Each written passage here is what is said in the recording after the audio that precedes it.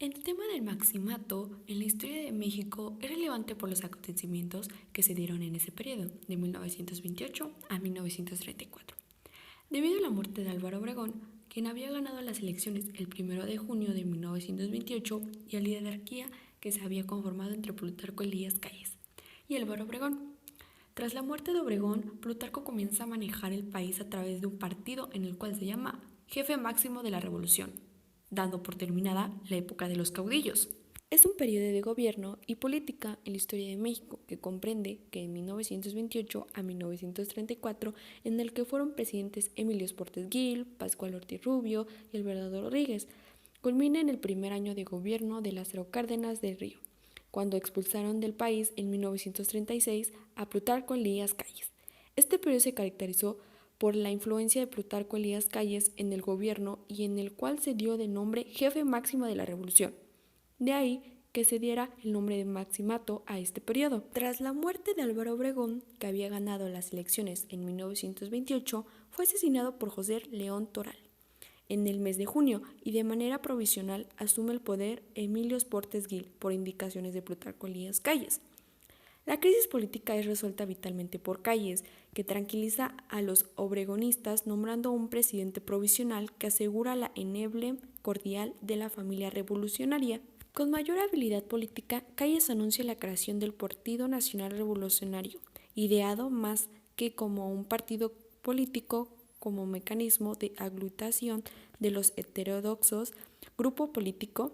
Calles es un último informe presidencial de 1928 proclama ante la nación que ha concluido la época de los caudillos para dar un lugar de las instituciones, pero él mismo se convierte en el jefe máximo de la revolución, manipulando desde atrás del trono de las sucesiones presidenciales de Portes Gil Ortiz Rubio y el Bernardo Rodríguez. El de las tierras a los campesinos se da paulatinamente, desaparecen las compañías petroleras y los revolucionarios en el poder se enriquecen rápidamente en las obras de irrigación y construcción de caminos, actuando como contratistas de gobierno.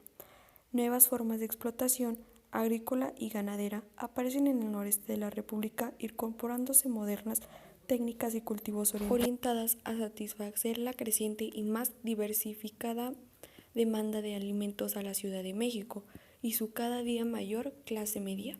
En estas tierras concentradas recursos de la gran familia revolucionaria en forma de presas, canales de nivelación de sueldos, electrificación y caminos. El maximato fue una época dentro de la historia de México en el que gobernaba Plutarco Elías Calles, quien imponía un presidente, el cual él manipulaba a su antojo. Dentro de una historia se le dio el sobrenombre de títeres o peleles, en las manos del jefe máximo. En este periodo terminó el gobierno de Lázaro Cárdenas del Río, quien logró impulsar el país de Plutarco Elías Calles, permitiendo a Cárdenas comenzar realmente su gobierno, lo que se conoce como partes aguas históricas. Una de las características principales es la dualidad de poderes representada por el presidente de la República y el jefe máximo de la revolución, situación que retrasó el proyecto institucional iniciando por el mismo Calles al promover la fundación del Partido Nacional Revolucionario. Una de las actividades sobresalientes de Emilio Portes Gil, el 04 de marzo de 1929 nace el PNR. ¿Qué es el PNR? Partido Nacional Revolucionario. Fue un partido político mexicano activo entre 1929 y 1938. El 28 de mayo de 1929 se otorgó la autonomía a la Universidad Nacional. 22 de junio de 1929 se da por terminada la Guerra Cristera. El 17 de noviembre se realizaron las elecciones para presidente de la República. Uno de los planes de Emilio Portes Gil era el Plan de Morcillo, que inició el 03 de marzo de 1929 con la rebelión ecobardista. El periodo que él presentó fue el 1 de diciembre de 1928 al 5 de febrero de 1930. Él fue un presidente provisional.